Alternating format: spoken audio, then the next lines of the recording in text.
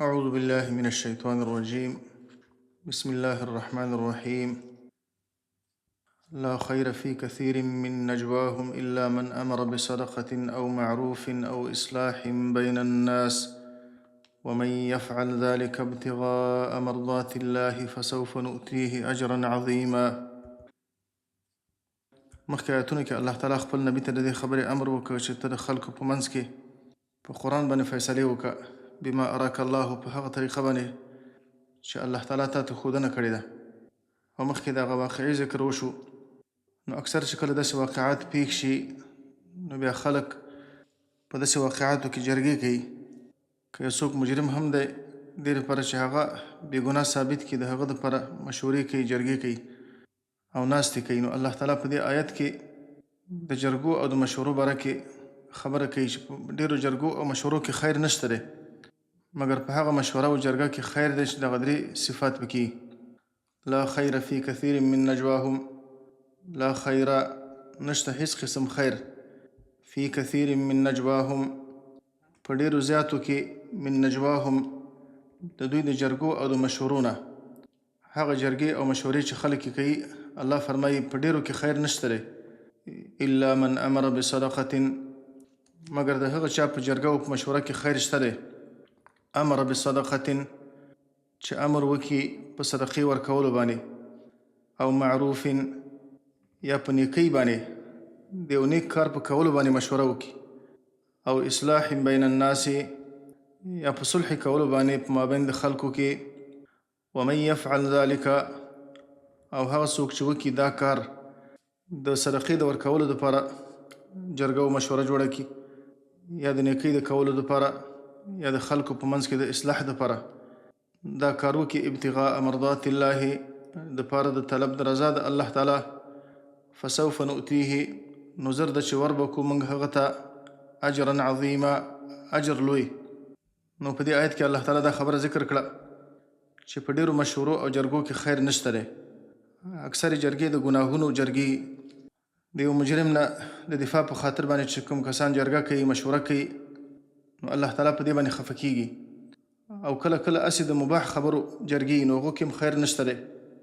لکه یو څوک اسې قصې کوي او هغه چې کله بیا زیاتې شي بیا د هغه نه هم ګناه جوړېږي. یوازې په هغه جرګو کې خیر او ثواب شته دی چې هغه د دا درې کارو دپاره وي. یا یو څوک دې دپاره جرګه جوړوي چې د محتاجو خلکو سره مدد وشي، د صدقې خبره پکې وشي، او معروف یا د یو نیک عمل د کولو دپاره چې دا خلک څنګه مانځه ته دعوت کو، دا خلک د بېدینۍ طرف ته روان دي، څنګه دا خلک د الله تعالی دین طرف ته دعوت کو چې دا خلک دینداره جوړ شي. او اصلاح بین الناس، یا د خلکو په مابین کې صلح کول. د دوو کسانانو منځ کې مشکل دی، مسلمانان دې لپاره کینی چې د هغو په مابین کې څنګه صلح وکړي، چې دا د الله تعالی په نسبت باندې ډېر لوی عمل دی. حدیث کې راغلی دی، رسول الله صلی الله علیه وسلم فرمایلی دي، صحابو ته یې وفرمایل: الا اخبرکم بافضل من درجة الصيام والصلاة والصدقه، ایا تاسې ته زه په هغه عمل باندې خبر در نه کړمه چې هغه د روژې نه، د مانځه نه او د صدقې نه اجر زیات دی او بهتر عمل دی؟ صحابه کرام وویل چې بلا یا رسول الله، ای د الله پیغمبره موږ ته یې وښیه دا کوم عمل دی؟ رسول الله صلی الله علیه وسلم وفرمایل: اصلاح ذات البین، د مسلمانانو په مابین کې صلح کول. دا داسې عمل دی چې د مانځه نه، د روژې نه او د صدقې نه اجر زیات دی. وفساد ذات البین هي الحالقه، او د خلکو په منځ کې فساد پیدا کول دا حالقه ده، دا پاکی ده. لکه د پاکی په واسطه چې ویښتان خریل کېږي، نو د مسلمانانو په منځ کې د فساد پیدا کولو په وجه باندې د انسان دین ختمیږي. ومن يفعل ذلك ابتغاء مرضات الله، دلته الله تعالی اوس د دې فضیلت ذکر کوي. څوک چې داسې مشورې کوي، ومن يفعل ذلك، او څوک چې وکړي دا کار، څوک چې دا رقم جرګې جوړې کړي، ابتغاء مرضات الله، خو شرط پکې دا دی، ابتغاء مرضات الله، د پاره د طلب د رضا د الله تعالی. ځکه اکثر جرګماران د دې خبرې کوشش کوي چې نوم یې وشي، چې دا موضوع ما حل کړه او دا مشکل زما په واسطه باندې حل شو. نو الله فرمایي چې نوم دپاره به دا کار نه کوي. چا چې دا کار د الله د رضا دپاره وکړه، فسوف نؤتيه اجرا عظیما. نو زر ده چې وربکو موږ هغه ته اجرا عظیما، لوی اجر. ومن یشاقق الرسول من بعد ما تبین له الهدى. اوس په دې آیت کې الله تعالی د هغه چا لپاره وعید ذکر کوي چې د رسول الله صلی الله علیه وسلم د سنتو مخالفت کوي او د مؤمنانو د لارې مخالفت کوي. ومن یشاقق الرسول، او هغه څوک چې مخالفت وکړي د رسول الله صلی الله علیه وسلم، د الله د پیغمبر د سنتو مخالفت وکړي. یشاقق دې ته ویل کېږي چې د الله د پیغمبر طریقه په یو طرف کې پاتې شي او دی په بل طرف کې ودرېږي. د الله د رسول سنت او طریقه په یو طرف کې، دی په بل طرف کې ودرېږي. من بعد ما تبین له الهدى، وروسته له دې نه تبین له چې ښکاره شي هغه ته الهدى هدایت، وروسته له دې نه چې د حق لاره ورته روښانه شي، د رسول الله صلی الله علیه وسلم طریقه ورته معلومه شي او حق ورته ښکاره شي.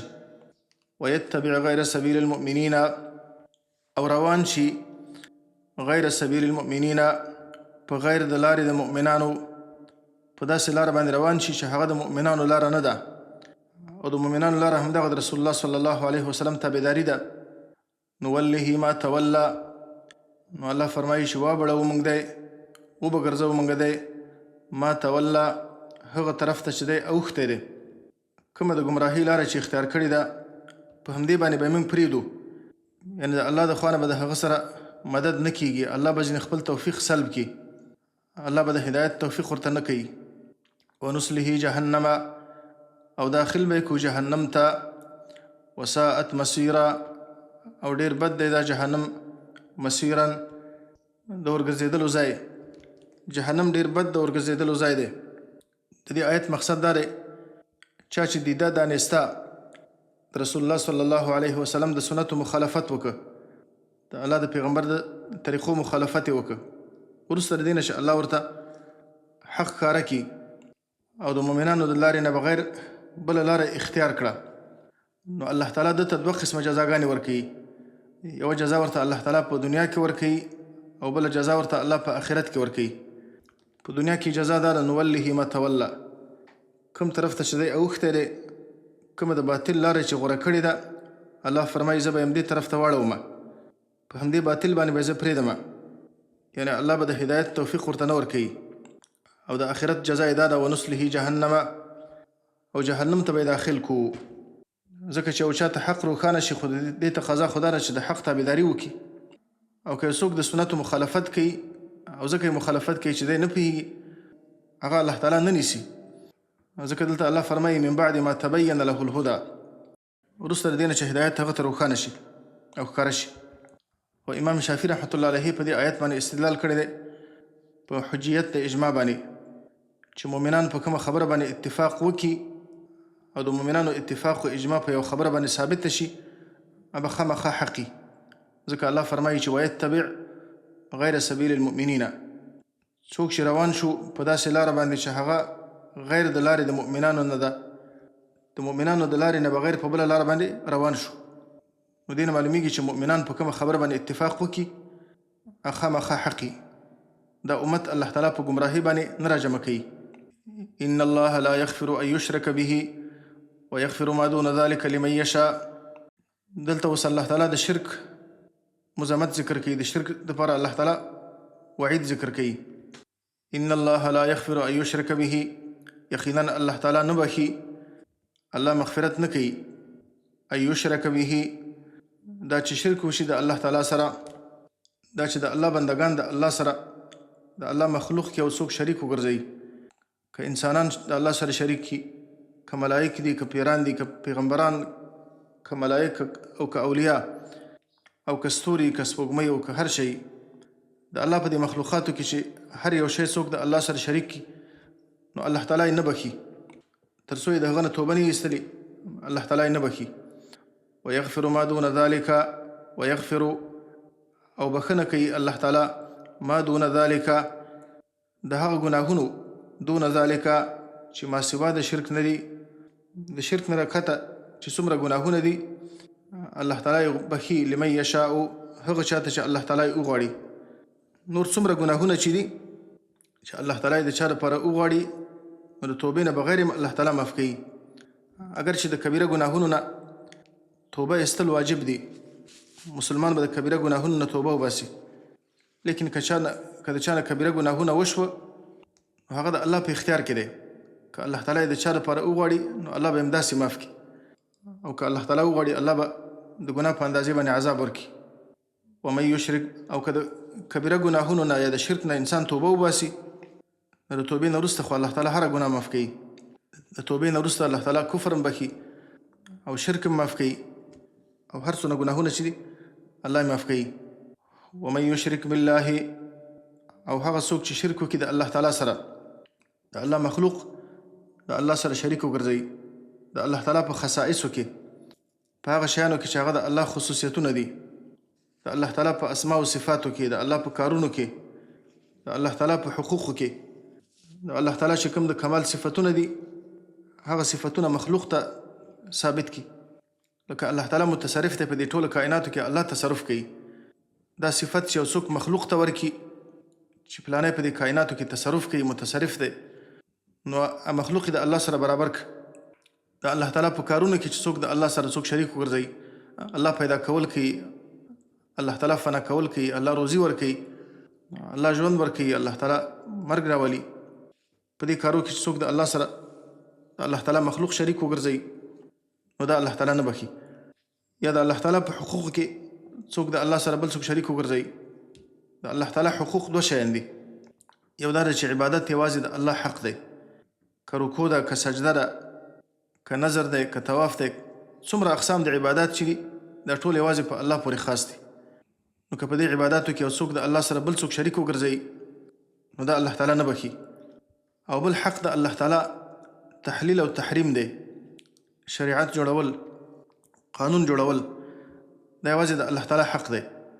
نو که څوک د الله تعالی د قانون په خلاف باندې قانون جوړ کړي او یو څوک د هغه قانون ته عقیده وساتي او دغه حلال حلال وګڼي، حرام حرام وګڼي، نو هغه د الله سره شریک ورځو.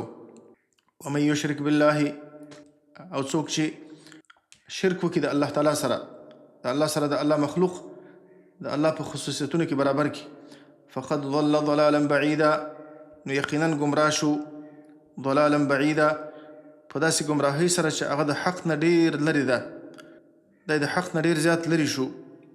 ان یدعون من دونه الا اناثا، ان یدعون آواز نه کوي دا مشرکان چې د الله نه بغیر د نور مخلوقاتو عبادت کوي. الله فرمایي چې دوی آواز نه کوي من دونه ما سوا د الله تعالی نه، الا اناثا مگر د زنانو عبادت کوي. دا کوم بوتان چې دوی عبادت کوي الله فرمایي دا زنانه دي. د زنانو مقصد دا دی چې دا داسې کمزوري دي لکه د زنانو په شان. عربانو به د زنانو لفظ دا به د کمزورو دپاره استعمالوه، یعنی دا بوتان چې دوی عبادت کوي، دا مخلوقات چې دوی عبادت کوي او د الله نه بغیر د سختیو په وخت کې ورته آواز کوي، دا داسې کمزوري دي لکه د زنانو په شان.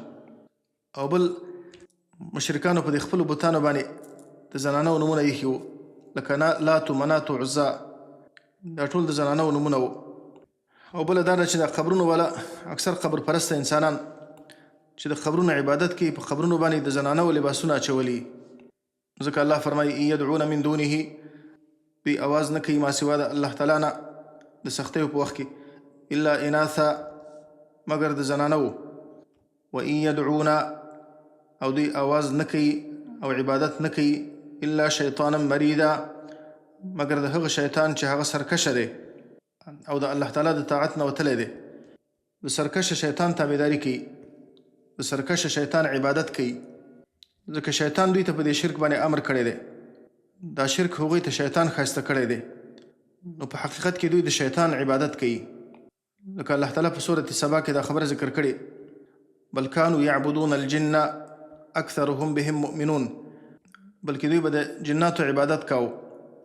الله تعالی به په قیامت کې د ملایکو نه پوښتنه وکړي، ای دې خلکو ستاسې عبادت کوو، تاسې ورته ویلو؟ نو ملایک به الله تعالی ته ووایي بل کانوا یعبدون الجن، بلکې دوی د جناتو عبادت کاو. مفسرین لیکلي دي کانوا یدخلون اجواف الاصنام ویخاطبونها منها، دا شیطانان به د بوتانو په منځ کې داخل شو، بیا به د شیطانانو د خلکو سره خبرې کولې، بیا به دوی دا فکر کاوه چې موږ سره د بت خبرې وکړي. لعنه الله الا شیطانا مریدا، مگر د شیطان سرکشه. لعنه الله چې لعنت کړی دی په هغه باندې الله تعالی د ملعون شیطان عبادت کوي، یعنې هغه شیطان چې الله تعالی د خپل رحمت نه لرې کړی دی. وقال لأتخذن من عبادك نصيبا مفروضا. وقال او شیطان دا خبره کړې ده، الله تعالی ته دا خبره کړې، لأتخذن خامخا نیسم به زه من عبادك ستا د بندګانو نه نصیبا مفروضا یو حصه مقرره، زه به ستا په دې بندګانو کې یو خاص اندازه انسانان ګمراه کومه چې هغه به زما تابعداري کوي. ولأضلنهم او خامخا زه به ګمراه کومه دوی، وسوسې به ورته اچومه، په وسوسو باندې به د حق نه ګمراه کومه. ولأمنینهم او خامخا زه به دوی ته ارزوګانې ورکومه. شیطان یو چاته په زړه کې دا خبره اچوي چې ته ستا زندګي زیاته ده، سبا ته به مړ کېږي، او شیطان به هغه ته داسې وسوسې اچوي چې یو 100 کاله به ته ژوندی او جنت هم نشته دی، دوزخ هم نشته دی، حساب و کتاب دا نشته. ولأمنینهم دنیا کې مزې وکړه. ولأمنینهم او خامخا زه به ارزوګانې اچوم دوی ته. ولآمرنهم او خامخا زه به امر کوم دوی ته. فلیبتکن آذان الانعام، نو خامخا قطع کوي به دوی آذان الانعام غوږونه د چارپایانو. لکه مشرکانو به د خپلو معبودانو په نوم باندې بعضې حیوانات به نظر کړه چې وروسته الله تعالی په سورت مائده کې هغه ذکر کړي دي، بحیره و سائبه و وسیله. بیا به د هغو غوږونه قطع کول. دا به د دې خبرې نښه وه چې دا د دې باباګانو او د دې بوتانو په نوم باندې دا نظر شوي دي. نو یو خو د الله تعالی په دې خلقت کې تغییر راولي، حیواناتو ته الله تعالی غوږونه ورکړي دي او دوی د حیواناتو نه غوږونه قطع کوي. او بل دا کار یې د خپلو الهو دپاره کوو، د هغو د تقرب دپاره یې دا کار کوو. ولآمرنهم او خامخا زه به امر کوم دوی ته. فلیغیرن خلق الله، فلیغیرن نو خامخا بدلوي به دوی خلق الله خلقت د الله تعالی.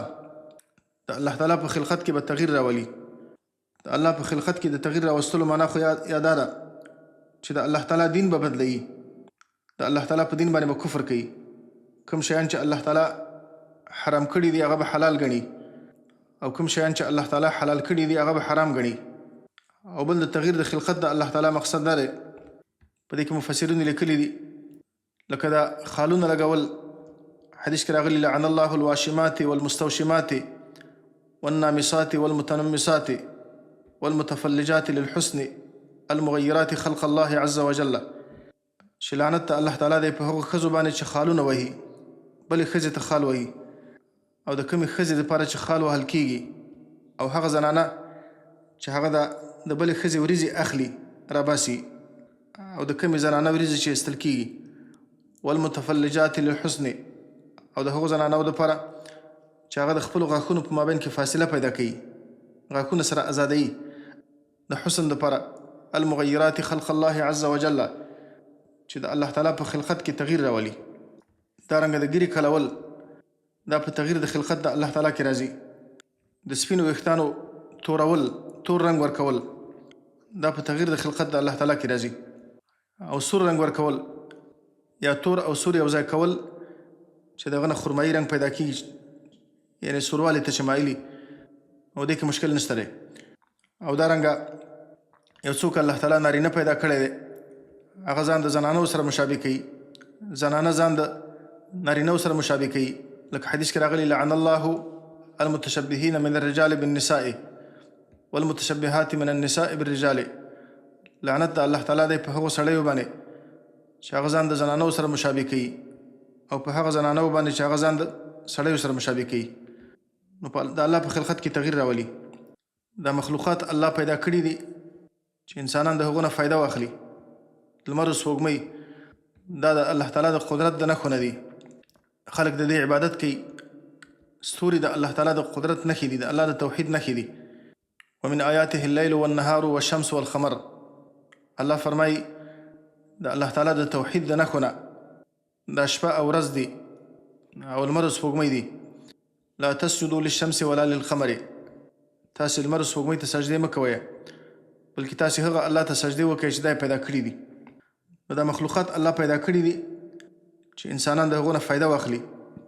بعضې خلک راولګي د دې عبادت شروع کړي، نو دا هم د الله په خلقت کې تغییر دی. ومن یتخذ الشیطان ولیا، او هغه څوک چې ونیسي شیطان ولیا دوست دا معنی چې د هغه تابعداري شروع کړي، من دون الله ما سوا د الله تعالی نه، فقد خسر خسرانا مبینا، نو یقینا تاوان یې وکړه، خسرانا مبینا ښکاره تاوان، داسې تاوان یې وکړه چې تاوان یې ښکاره تاوان دی. ځکه د دې انجام و عاقبت به همیشه د جهنم اوري. یعدهم ویمنیهم، الله فرمایي یعدهم، وعدې ورکوي دا شیطان دوی ته، د دروغو وعدې ورکوي. ویمنیهم، او دوی ته ارزوګانې ورکوي. الله غفور رحیم دی. یو طرف ته انسان هیڅ عمل نه کوي، بل طرف ته وایي چې الله تعالی غفور رحیم دی. نو دا د شیطان امانی دی چې انسان ته ورکوي چې بغیر د عمل نه ارزوګانې کوي. یو هغه ارزو ده چې هغه د عمل سره انسان عمل کوي، او بیا انسان د الله نه امید لري چې الله به ما ته بښنه وکړي، الله به ما جنت ته داخل کړي. د عمل نه بغیر ارزوګانې دا د شیطان د خونې. وما یعدهم الشیطان، او وعدې نه کوي د دوی سره شیطان الا غرورا، مگر د دوکې وعدې. اولئک مأواهم جهنم، د شیطان وعدې ټولې اسې د دوکې وعدې دي.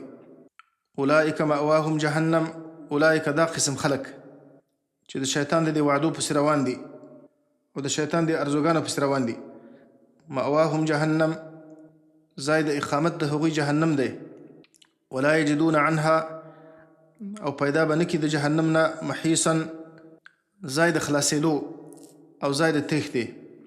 والذین آمنوا وعملوا الصالحات، اوس الله تعالی د نیکانو حالت ذکر کوي، د نیکانو بندگانو دپاره الله بشارت ذکر کوي. والذین آمنوا، او هغه کسانان چې ایمان راوړی، وعملوا الصالحات، او نیک اعمال یې کړي. سندخلهم، زر ده چې داخل به کړو دوی جنات، جنتونو ته، تجري من تحتها الانهار، چې بهیږي ولاندې د هغو نه الانهار نهرونه، خالدین فیها، همیشه به یې په دې جنتونو کې ابدا، همیشه دپاره، چې هلته به بیا ختمېدل بالکل نه وي، همیشه به په جنت کې. وعد الله، وعده کړې ده الله تعالی د دوی سره، وعده کول حقا، او دا وعده الله تعالی یقیني کړې ده. یو خدا د الله وعده ده، او بیا دا وعده الله تعالی یقیني کړې ده. ومن اصدق من الله، الله د تاکید دپاره دا خبره کوي. یو خدا وعده ده او د الله د طرفه ده، او بیا دا وعده الله تعالی یقیني کړې ده. او بیا فرمایي ومن اصدق، او څوک ډېر زیات رښتونه دی من الله، د الله تعالی نه، قیلا په وینا او په خبره کې. د الله نه د هیچ خبره ډېره زیات رښتونه نشي کېدلی. لیس بامانیکم ولا امانی اهل الکتاب، اهل کتاب به په خپل دین باندې فخر کاو چې زموږ دین مخکینی دین دی او زموږ دین غوره دی. مسلمانانو به په خپل دین باندې فخر کاو. اهل کتاب به دا خبره کوله زموږ پیغمبر ستاسې د پیغمبر نه مخکې دی، زموږ کتاب ستاسې د کتاب نه مخکې دی، نو موږ ستاسې په نسبت باندې الله ته نږدې یو. مسلمانانو به ویلی چې بلکې موږ ستاسې په نسبت باندې الله ته نږدې یو، ځکه زموږ کتاب آخري کتاب دی، نور کتابونه یې منسوخ کړي دي، او زموږ پیغمبر خاتم النبیین دی. نو الله تعالی دا آیت راولېږه چې هسې په نسبتونو باندې انسان نجات نشي پیدا کولی. انسان چې نجات پیدا کوي نو په عمل به پیدا کوي. لیس بامانیکم ولا امانی اهل الکتاب، لیس نه دی نجات او خلاصون او د جنت حاصلېدل بامانیکم په ارزوګانو ستاسو باندې، ولا امانی اهل الکتاب، او نه په ارزوګانو د اهل کتابو باندې. یا لیس بامانیکم، نه د خبره بامانیکم ستاسې په ارزوګانو باندې. د الله تعالی فیصله د چا جنت ته داخلول یا دوزخ ته داخلول دا ستاسې په ارزوګانو باندې بنا نه دي، او نه په ارزوګانو د اهل کتابو باندې، بلکې خبره د الله تعالی د الله فیصله په عمل باندې ده او په عقیدې باندې ده. من یعمل سوءا، هغه چا چې ویې کړه ګناه، یجزه به، جزا به ورکول کېږي هغه ته به، د دې ګناه په مقابل کې. ابو بکر صدیق رضی الله عنه رسول الله صلی الله علیه وسلم نه پوښتنه وکړه چې ای د الله پیغمبره دا خو ډېره سخته ده، چې انسان هره ګناه کوي او د هرې ګناه جزا الله تعالی ورته ورکوي. رسول الله صلی الله علیه وسلم وویلي چې انسان ته کله تکلیف ورسیږي، انسان کله مریض شي، کله سر درد وکړي، کله تبه ورباندې راشي، نو دا هم د الله د خوا نه جزا ده. د دې مصیبتونو په وجه باندې الله تعالی د انسان ګناهونه رژوي. لکه حدیث کې راغلي چې مسلمان ته چې کله تکلیف ورسیږي، پریشانی ورته ورسیږي، اذیت ورته ورسیږي، کفر الله بها من خطاياه، نو الله تعالی په دې باندې د هغه ګناهونه رژوي. حتی چې په پښه کې ازغی لاړ شي، نو په دې باندې الله د هغه ګناهونه رژوي. یجزا به، جزا به ورکول کېږي هغه ته، یا په دنیا کې یا په آخرت کې. په دنیا کې دا چې الله به ورباندې امتحانات راولي، الله به ورباندې مصیبتونه راولي، یا به ورته الله تعالی په آخرت کې جزا ورکوي. ولا یجد له، او نه به پیدا کوي د خپل ځان لپاره من دون الله، ما سوا د الله تعالی نه، ولیا دوست حفاظت کوونکی، ولا نصیرا او نه مدد کوونکی چې د الله د عذاب اخلاص کی. ومن یعمل، او هغه څوک چې عمل وکي، من الصالحات د نیکیونه، من ذکر او انثى د نارینهونه یا د زنانهونه، که نارینه دی که زنانه دی چې نیک عمل وکي، وهو مؤمن، په دې شرط باندې چې مؤمني، فاولئک يدخلون الجنة، نو هغوی به داخلیږي جنت ته، ولا یظلمون نقیرا، او ظلم به نشي کېدلی په هغو باندې نقیرا، په اندازې د داغ د زړي د خرما، د خرما په زړي کې چې کوم داغ دی، کومه نقطه چې پکې ده، دومره ظلم به د الله د خوا نه په هغه باندې نه کېږي چې الله د هغه نیکۍ ضایع کړي او الله تعالی د ده په عملنامې کې ورته ګناه ولیکي. ومن احسن دینا ممن اسلم وجهه لله، ومن احسن، او څوک ډېر ښایسته دی، دینا د دین په اعتبار باندې، یوازې په نسبتونو باندې انسان نجات نشي پیدا کولی، په عمل صالح باندې انسان جنت ته داخلیږي. او دلته الله تعالی شرایط ذکر کوي. ومن احسن دینا، او څوک ډېر ښایسته دی د دین په لحاظ باندې، ممن اسلم وجهه، د هغه چانه چې تابع که مخ خپل لله الله تعالی ته، وهو محسن، او دی ښایسته عمل کوونکی، واتبع ملت ابراهیم حنیفا، او تابعداري وکړه د ملت ابراهیم علیه السلام، حنیفا په داسې حال کې چې ابراهیم علیه السلام کلک و د الله تعالی په توحید باندې، پوره توجه کوونکی و د الله تعالی طرف ته، او اعراض کوونکی و د هر قسم باطل نه. واتخذ الله ابراهیم خلیلا، او نیولی دی الله تعالی ابراهیم علیه السلام خلیلا، دوست. دلته الله تعالی په دې آیت کې دوه شرطه ذکر کړه. یو دا دی اسلم وجهه لله، چې خپل مخې الله تعالی ته تسلیم که، یعنی کله چې عمل کوي نو په عمل کې توجه یوازې الله طرف ته وي، عمل خالص د الله دپاره دی. دوم شرط پکې دا دی وهو محسن، په داسې حال کې چې دی محسن دی، یعنی عمل د شریعت مطابق دی، رسول الله صلی الله علیه وسلم د طریقې مطابق عمل کړی دی. په عمل کې دوه شرط دي. په اسلم وجهه لله کې اخلاص ته اشاره ده چې عمل خالص د الله تعالی دپاره دی. وهو محسن، په دې کې د سنتو اتباع ته اشاره ده چې عمل د رسول الله صلی الله علیه وسلم د سنتو مطابق دی. او دا دواړه د عمل د قبلېدو دوه شرطونه دي، د دې نه بغیر الله تعالی عمل نه قبلوي. لا يقبل الله من العمل الا ما كان خالصا وصوابا، الله تعالی هیڅ عمل نه قبلوي مګر هغه عمل چې خالص د الله دپاره او صوابي. صواب دا معنی چې هغه مطابق د شریعت رسول الله صلی الله علیه وسلم د طریقې مطابقي. نو که د چا په عمل کې ریا وه الله تعالی عمل نه قبلوي، او که د چا په عمل کې اخلاص هم موجودي لیکن عمل د رسول الله صلی الله علیه وسلم په طریقه باندې نه وه، د ځان د عمل طریقه جوړه کړې وه، نو داسې عمل هم الله تعالی نه قبلوي. واتبع ملت ابراهیم حنیفا، او تابعداري کړي د ملت ابراهیم علیه السلام، چې ملت ابراهیم علیه السلام هغه د توحید ملت دی. حنیفا په داسې حال کې چې ابراهیم علیه السلام کلک و د الله په توحید باندې، یوازې الله ته متوجه و، او د هر قسم باطل و ادیانو نه اعراض کوونکی و. واتخذ الله ابراهیم خلیلا، او نیولی دی الله تعالی ابراهیم علیه السلام لره خلیلا، نږدې دوست. خلت دا په دوستۍ کې هغه اوچت مقام دی چې الله تعالی ابراهیم علیه السلام خلیل نیولی. ولله ما في السماوات وما في الارض، او خاص د الله تعالی د پاره دی ما في السماوات وما في الارض. اوس الله تعالی د توحید د پاره دلیل ذکر کوي چې یوازې د الله بندگی تاسو وکړئ، ځکه یوازې الله معبود کېدلی شي، د الله نه بغیر بل څوک د عبادت مستحق نشته دی. ولله، او یوازې د الله تعالی د پاره دی ملکا خلقا عبیدا، یوازې د الله مملوک دی، یوازې د الله تعالی مخلوق دی، یوازې د الله بندگان دي. ما فی السماوات و ما فی الارض، ټول هغه شیونه چې په اسمانونو کې دي او ټول هغه شیان چې په ځمکه کې دي، دا ټول د الله تعالی مخلوق دي، د الله مملوک دي او د الله بندگان دي.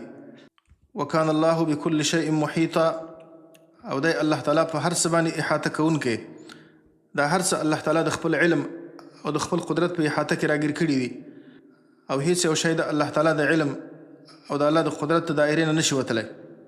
ويستفتونك في النساء قل الله يفتيكم فيهن، په دې صورت کې الله تعالی د کمزورو حقونه ذکر کول چې په کمزورو کې زنانه، یتیمان، ماشومان، سفها. نو په دې آیت کې الله تعالی بیا هغه موضوع ذکر کوي، ويستفتونك في النساء، او پوښتنه کوي ستانه ای نبی صلی الله علیه وسلم صحابه فی النساء د زنانو په باره کې. قل الله یفتیکم فیهن، ورته وفرمایي ای نبی صلی الله علیه وسلم الله یفتیکم فیهن، الله تعالی فتوا درکوي تاسو ته فیهن په باره د زنانو کې، د زنانو باره کې الله تعالی په خپله تاسې ته فتوا درکوي چې تاسو د هغو میراث ورکوئ او تاسو د هغو مهر ورکوئ، تاسو د هغو حقونه ادا کوئ او تاسې په هغو باندې ظلم مه کوئ، د هغو په حق کې تاسو انصاف وکئ. وما یتلی علیکم فی الکتاب، او هغه چې لوستلی کېږي په تاسې باندې فی الکتاب، په کتاب د الله تعالی کې. په دې صورت کې چې الله تعالی په اول کې کومه خبره ذکر کړه، وإن خفتم ألا تقسطوا في اليتامى فانكحوا ما طاب لكم من النساء، الله تعالی تاسې ته په هغه څه باندې فتوا درکوي چې د دې صورت په اول کې کومه خبره ذکر شوه. فی یتامى النساء، په باره د یتیمانو جنکیو کې، اللاتی لا تؤتونهن، هغه یتیمان جنکی، لا تؤتونهن چې نه ورکوئ تاسې هغوی ته، ما کتب لهن، هغه چې مقرر کړی شوی دی، لهن د هغو دپاره چې د الله د خوا نه ورته مقرر شوی دی او الله تعالی په تاسې باندې فرض کړی دی چې تاسې به ورکوئ، چې هغه د دوی میراث دی او د دوی مهر دی. وترغبون ان تنکحوهن، او تاسې رغبت لرئ د دې خبرې ان تنکحوهن چې تاسې نکاح وکړئ د هغوی سره، لکه مخکې د سورة النساء په ابتدا کې دا خبره ذکر شوه چې د چا په کور کې به یتیمه پاتې شوه نو کمالداره به وه او ښایسته به وه، نو بیا به یې خپله نکاح ورسره کوله، خو لیکن مهر به یې پوره نه ورکوه. نو الله تعالی هلته دا حکم ذکر کړ، وإن خفتم ألا تقسطوا في اليتامى فانكحوا ما طاب لكم من النساء مثنى وثلاث ورباع. که تاسې د دې خبرې نه ویرېږئ چې تاسې به د یتیمانو جنکیو باره کې عدل و انصاف ونه کړی شئ، که تاسې د هغو سره نکاح وکئ نو بیا تاسې د هغو سره نکاح مه کوئ. فانکحوا ما طاب لكم من النساء مثنى وثلاث ورباع، بیا تاسې د نورو زنانو سره چې تاسې خوښي او تاسې ته حلالي، د نورو زنانو سره بیا تاسې نکاح وکئ. مثنى وثلاث ورباع، دوه دوه، درې درې، څلور څلور. نو هلته الله دا خبره ذکر کړې وه چې کله تاسې په دې باندې ویرېږئ چې د یتیمانو جنکیو باره کې به تاسې عدل و انصاف ونه کړی شئ، نو بیا تاسې د هغو سره نکاح مه کوئ، او که نکاح ورسره کوئ نو خامخا تاسې د هغو مهر پوره ورکئ او په میراث کې پوره برخه ورته ورکئ. وترغبون ان تنکحوهن والمستضعفین من الولدان، او دارنګه الله تعالی فتوا درکوي تاسې ته المستضعفین من الولدان، د هغه کمزورو ماشومانو په باره کې، کوم کمزوري ماشومان چې پاتې شي تاسو ته، چې تاسې هغو ته د هغو حقونه ورکوئ، ځکه خلکو به ماشومانو ته په میراث کې حصه نه ورکوله. وان تقوموا للیتامى، او دا چې تاسې قائم شئ، کلک شئ تاسو، وان تقوموا، دا چې تاسې کلک ودرېږئ، للیتامى په باره د عامو یتیمانو کې، بالقسط په عدل او په انصاف، دا د دې ټولو سره لګېږي. تاسې د زنانو باره کې د کمزورو ماشومانو باره کې او د زنانو باره کې د عامو زنانو باره کې دارنګه دغه یتیمانو جنکیو باره کې او د کمزورو ماشومانو باره کې او د عامو یتیمانو باره کې تاسې کلک په انصاف باندې ودرېږئ. کلک په انصاف باندې درېدل دا معنی چې د هغو پوره حق ورکړئ، په میراث کې هم پوره حق ورکړئ او مهر هم پوره ورته ورکړئ. وما تفعلوا من خیر، نه یوازې دا چې تاسې د هغو په حق کې د انصاف نه کار واخلئ، بلکې الله فرمایي تاسې د هغو سره احسان وکړئ. وما تفعلوا من خیر، په دې کې احسان ته اشاره ده. وما تفعلوا او هغه چې تاسې کوئ من خیر څه نیک عمل، فإن الله كان به علیما، نو یقینا الله تعالی دی په هغه باندې علیما عالم، نو الله به خامخا بدله درکوي. وإن امرأة خافت من بعلها نشوزا أو إعراضا فلا جناح عليهما أن يصلح بينهما صلحا. اوس الله تعالی د ښځې او د خاوند په منځ کې چې کوم مشکلات دي د هغو د حل لاره الله ذکر کوي. مخکې هم دغسې آیتونه ذکر شوي وو، خو په هغه صورت کې نشوز او نافرماني او بد اخلاقي د ښځې د خوا نه وه. هلته الله تعالی څلور علاجه ذکر کړه. یو دا دی چې فعظوهن، تاسې هغو ته وعظ وکړئ. بل دا و چې وهجروهن، تاسې هغه د هغو نه بستره جدا کړئ.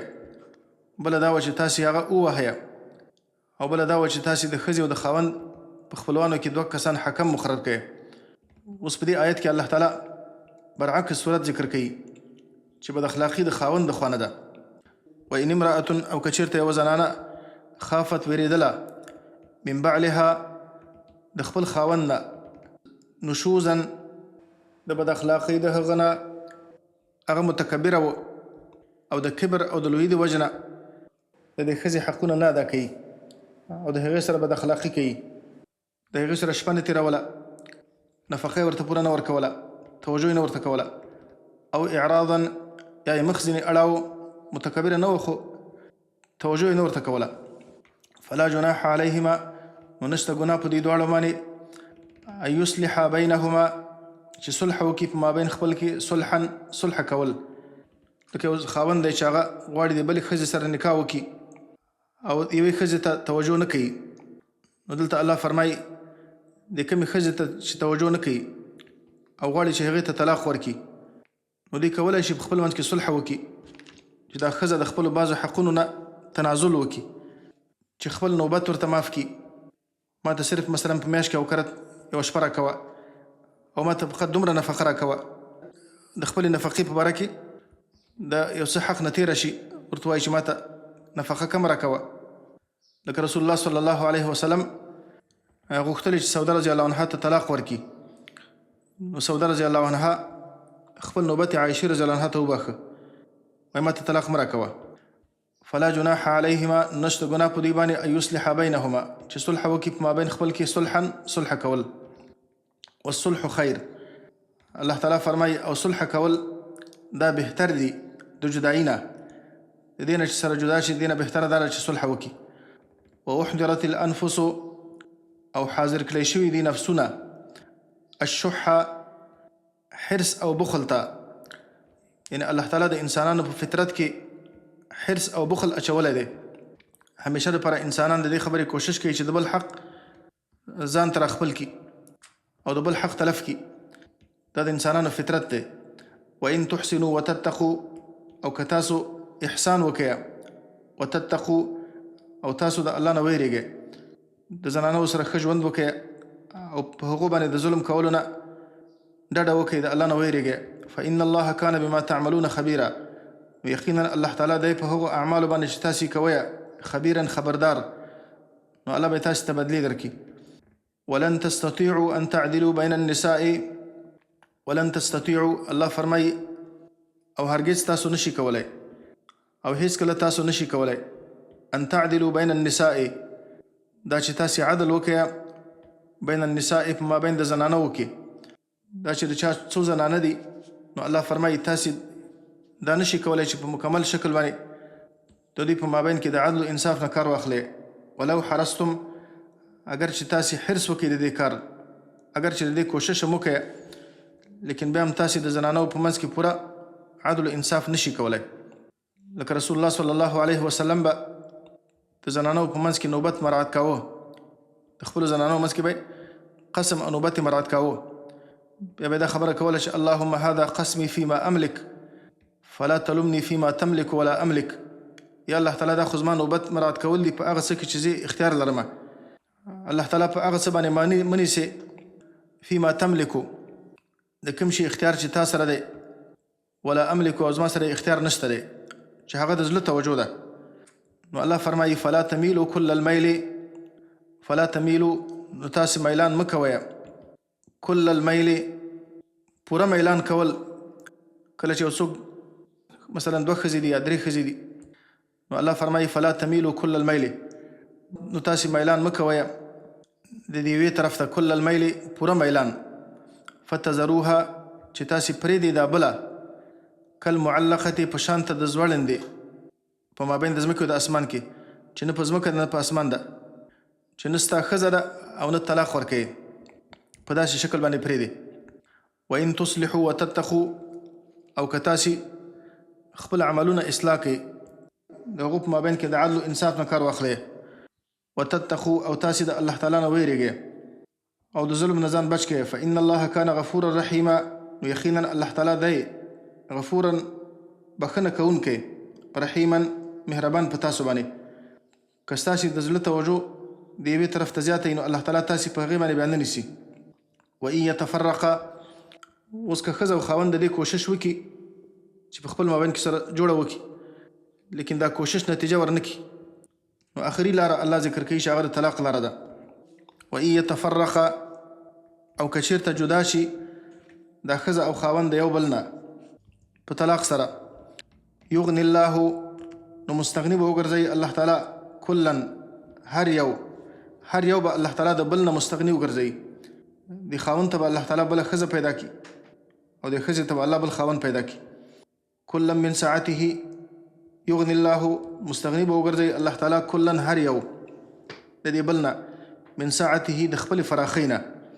وکان الله واسعا، او دی الله تعالی واسعا فراخ دی د الله تعالی فضل، حکیما الله تعالی حکمتونه والا دی. د الله تعالی چې کوم احکام دي په هغو کې د الله حکمتونه دي. ولله ما فی السماوات وما فی الارض، او خاص د الله تعالی دپاره دي ما فی السماوات وما فی الارض، ټول هغه شیونه چې په اسمانونو کې دي او ټول هغه شیونه چې په ځمکه کې دي. ولقد وصینا الذین اوتوا الکتاب، ولقد وصینا، او یقینا وصیت کړی و موږ الذین اوتوا الکتاب من قبلکم، هغو کسانانو ته چې ورکړی شوی د کتاب من قبلکم مخکې ستاسو نه، و ایاکم، او تاسو ته الله تعالی وصیت کړی دی ان اتقوا الله، چې تاسې د الله تعالی نه ویرېږئ. دغه د تقوا امر چې الله تعالی یې کوي، دا د الله تعالی ټولو بندګانو ته وصیت دی، مخکینیو امتونو ته او تاسې ټولو ته الله تعالی د تقوا امر کړی دی. وان تکفروا، او که تاسې کفر وکئ، فإن لله ما فی السماوات وما فی الارض، نو الله ته تاسې کوم نقصان نشي رسولی. فإن لله ما فی السماوات وما فی الارض، ځکه یوازې د الله تعالی دپاره دي ما فی السماوات وما فی الارض، ټول هغه شیونه چې په اسمانونو کې دي او ټول هغه شیونه چې په ځمکه کې دي، دا ټول د الله مخلوق، د الله مملوک، د الله بندگان دي. نو ستاسې کفر الله تعالی ته کوم ضرر نشي رسولی. د الله په ملک او د الله په پاچاهۍ کې هیڅ نقصان نشي راوستلی. لکه حدیث کې راغلی دي یا عبادي لو ان اولکم واخرکم وانسکم وجنکم كانوا على اتقى قلب رجل واحد منکم. الله فرمایي حدیث قدسی ده، ای زما بندگانو، که ستاسې اول او ستاسې آخر او انسانانو پیران ټول، که دا ټول د الله تعالی په دې بندگانو کې د هغه چا په شان باندې جوړ شي چې هغه د الله تعالی متقي ترین بنده دی، ما زاد ذلك فی ملکی شیئا، دا زما په پاچاهۍ کې هیڅ یو شی نشي اضافه کولی. او که ستاسې اول او ستاسې آخر انسانانو پیران كانوا على افجر قلب رجل واحد منکم، دا د هغه چا په شان جوړ شي چې په تاسې کې چې یو څوک ډېر فاجر مخلوق د الله تعالی دی، ما نقص ذلك من ملکی شیئا، دا زما د ملک و پاچاهۍ نه هیڅ شی نشي کمولی. وقال موسى ان تکفروا انتم ومن في الارض جميعا فإن الله لغني حمید. موسی علیه السلام خپل قوم ته ویلي وو ان تکفروا انتم ومن في الارض جميعا، که تاسې کفر وکئ ومن في الارض جميعا، او هغه کسانان چې په ځمکه کې دي که دا ټول کفر وکړي، فإن الله لغني حمید، یقینا الله تعالی بې حاجته دی، الله ستایلی شوی دی. الله تعالی د چا ایمان ته حاجت نشته دی. وکان الله غنیا حمیدا، دلته الله فرمایي وکان الله غنیا حمیدا، او دی الله تعالی غني، الله تعالی د خپل مخلوقاتو نه بې حاجته دی، بې نیازه دی. حمیدا، الله تعالی ستایلی شوی دی. ولله ما فی السماوات و ما فی الارض، او یوازې د الله تعالی دپاره دي ما فی السماوات و ما فی الارض، ټول هغه شیونه چې په اسمانونو کې دي او ټول هغه شیونه چې په ځمکه کې دي. دا خبره الله تعالی تکرارا ذکر کړه، ځکه الله تعالی خپل استغنا ذکر کوي چې الله د بندگانو ته محتاج نه دی. وکفا بالله وکیلا، او کافی دی الله تعالی وکیلا، کارساز، کار جوړونکی. ان یشاء یذهبکم ایها الناس، اوس الله دا خبره کوي که تاسې کفر وکړئ نو ستاسې ته الله حاجت نشته دی. الله کولی شي چې ستاسې په ځای باندې نور انسانان پیدا کړي.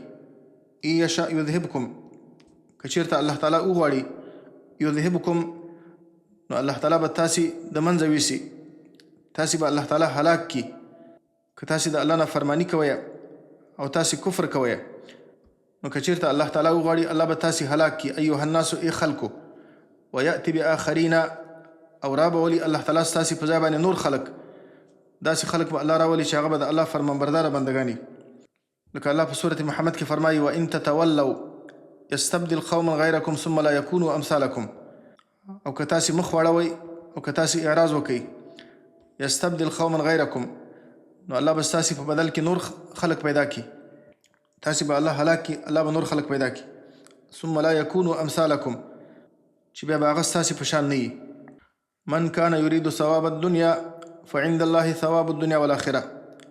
په دې آیت کې الله تعالی د اخلاص ترغیب ورکوي چې تاسې په هر عمل کې د آخرت د ثوابونو اراده وکړئ. من کان یرید ثواب الدنیا، هغه څوک چې غواړي په خپل عمل سره ثواب الدنیا، بدله د دنیا، نو دا ډېر بې عقله او احمق انسان دی. فعند الله ثواب الدنیا والآخره، ځکه چې د الله تعالی په نزد باندې ثواب الدنیا والآخره، بدله د دنیا او د آخرت دواړو ده. الله سره خو دواړه بدلې شته دي، هم د آخرت بدله شته او هم د دنیا بدله شته ده. نو تاسې ولې یوازې دنیا غواړئ؟ تاسې د الله تعالی نه دواړه وغواړئ. لکه مخکې الله سوره بقره کې دا خبره ذکر کړې وه چې انسانان دوه قسمه دي. فمن الناس من یقول ربنا آتنا فی الدنیا وما له فی الآخرة من خلاق.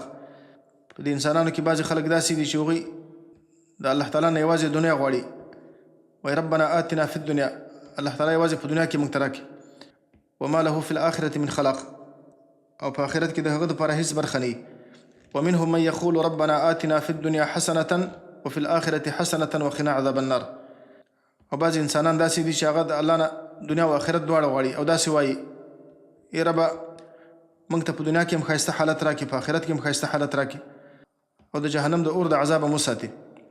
فعند الله ثواب الدنیا والآخره، نو د الله تعالی سره بدله د دنیا او د آخرت دواړو ده، نو تاسې د الله نه دواړه وغواړئ. وکان الله سمیعا بصیرا، او دی الله تعالی سمیعا، اوریدونکی د ټولو خبرو، بصیرا، او لیدونکی د هر شي. سبحانک اللهم وبحمدک اشهد ان لا اله الا انت استغفرک واتوب